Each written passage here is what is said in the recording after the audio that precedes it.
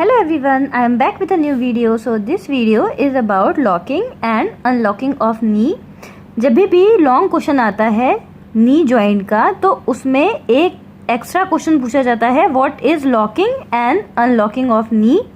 और बायोमैकेनिक्स में ये क्वेश्चन आता है और ये आपको जानना भी चाहिए कि जब भी आप घुटने मोड़ते हैं या हम सीधे जब भी स्टैंडिंग पोजीशन में खड़े होते हैं तो जो हमारा नी है कौन सी मसल्स स्टैंडिंग पोजीशन को मेंटेन रखने के लिए हेल्प करती है। सो लॉकिंग एंड अनलॉकिंग मैकेनिज्म है जिसमें आप जब स्टैंडिंग पोजीशन में रहते हो तो उस केस में क्या होता है। Locking means it is a mechanism that allows the knee to remain in position of full extension as in standing. Standing position में हमारी जो नी है वो फुल एक्सटेंशन में रहती है, वो फुल एक्सटेंशन में बनी रहे इसके लिए जो मसल्स होती हैं वो क्वाड्रिसेप्स मसल है जो कि हेल्प करती हैं। लॉकिंग में जो मीडियल रोटेशन का फीमर होता है जिसकी वजह से जो हमारा नी है वो स्ट्रेट रहता है। जब हम अटेंशन पोजीशन में स्टैंड करते हैं, अटेंशन पोजीशन में जब भी हम स्टैंड करते हैं उस केस को हम लॉकिंग कर, उसको जब नी लॉक हो जाती है हमारे घुटने उसी पोजीशन में रुक जाते हैं जब हम खड़े रहते हैं। उस केस में आपने पोलियो का पेशेंट अगर आपने देखा हो तो उसमें आपको बकल नहीं दिखेगी बिकॉज उस केस में locking and unlocking mechanism work नहीं करती है। एक पोलियो पेशेंट में अगर उसके अफेक्ट नी हुई हो तो held by quadriceps mainly vastus medialis. आप जानते हो क्वाड्रिसेप्स में 4 मसल्स होती है, vastus lateralis, vaster medialis, vaster intermedius और रेक्टस फीमोरिस। तो इन 4 मसल्स में जो सबसे ज़्यादा हेल्प करती है वो है वास्टस मीडियलिस जिसकी वजह से जो लॉकिंग मैकेनिज्म है वो मेंटेन रहती है।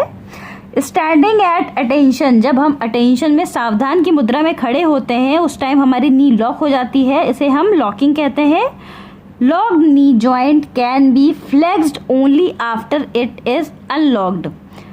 स्टैंडिंग पोजीशन में जो नी है हमारी एक्सटेंशन पोजीशन में रहती है लेकिन जब हम उसे अनलॉक करते हैं तो उस केस में वो फ्लेक्स्ड हो जाती है।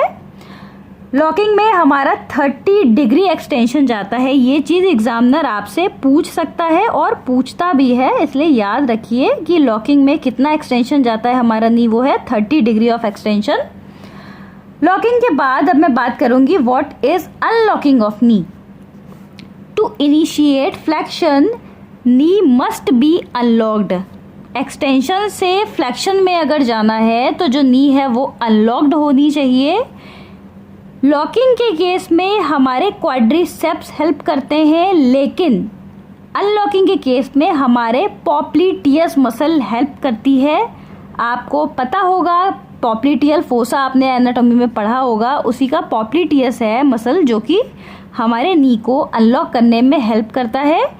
During initial stage of flexion, locking में हमने देखा उसमें एक्सटेंशन था but in case of unlocking आपके flexion. During initial stage of flexion lateral rotation of femur is present.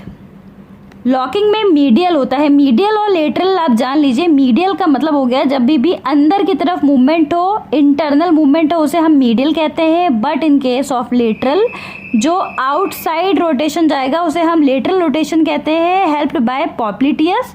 The ligaments are relaxed in case of unlocking.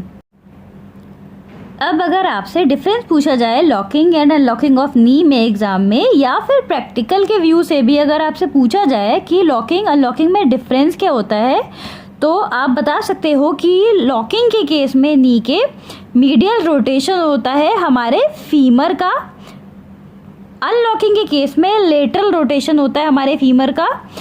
Locking में हमारे quadriceps muscles help करते हैं जिसमें सबसे ज़्यादा वास्टस मीडियलिस जो मसल है वो हेल्प करती है आपके नी को लॉक करने में।